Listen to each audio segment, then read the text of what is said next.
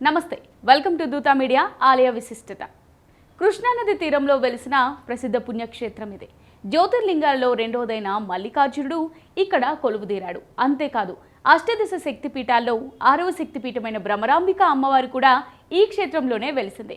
అందుకే ఈ క్షేత్రంలో స్వయంభుగా వెలిసిన స్వామివారిని భ్రమరాంబిక మల్లికార్జునుడు అంటారు. దక్షిణ కాశీగా పిలువబడే ఈ శ్రీశైల క్షేత్ర విశేషాలు ఈ రోజు తెలుసుకుందాం. ఆంధ్రప్రదేశ్లోని కర్నూలు జిల్లాలో నల్లమల అడవులో శ్రీశైలం ఉంది. ఇక్కడ కృష్ణానది దక్షిణ దిశగా ప్రవహిస్తుంది. దీన్ని పాతాళ గంగగా పిలుస్తారు.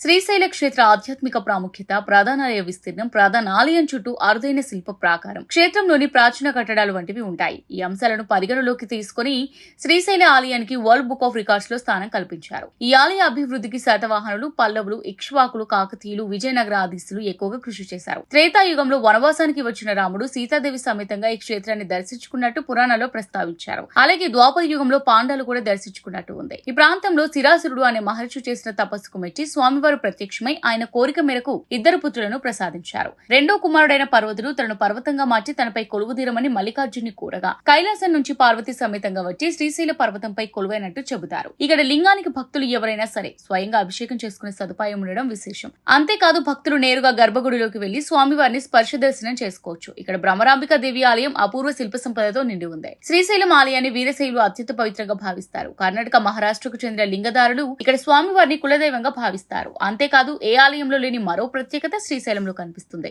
మల్లికార్జునుడికి పూజాధికారులు బాధ్యత శైవార్చకులు నిర్వహిస్తారు. శివపార్వతుల కళ్యాణ సమయంలో ఉత్సవమూర్తులకు చెంచులు అనే తెగవారు వస్త్రాలంకరణ చేస్తారు. దేవాలయ ప్రధాన ద్వారం వద్ద 1777లో మరాఠీ వీరుడైన ఛత్రపతి శివాజీ ఉత్తరం వైపున ఒక గాలిగోపురాన్ని నిర్మించారు. ఇక్కడే ఆయనకు జగన్మాత దర్శనమిచ్చి వీర ఖడ్గాన్నిచ్చిందని ప్రతీతి. నేరుగా గర్భాలయంలోకి వెళ్లి ఆర్తితో మల్లికార్జుని ఆలింగనం చేసుకునే ఆత్మీయ దృశ్యం ఈ ఆలయంలో మాత్రమే కనిపిస్తుంది.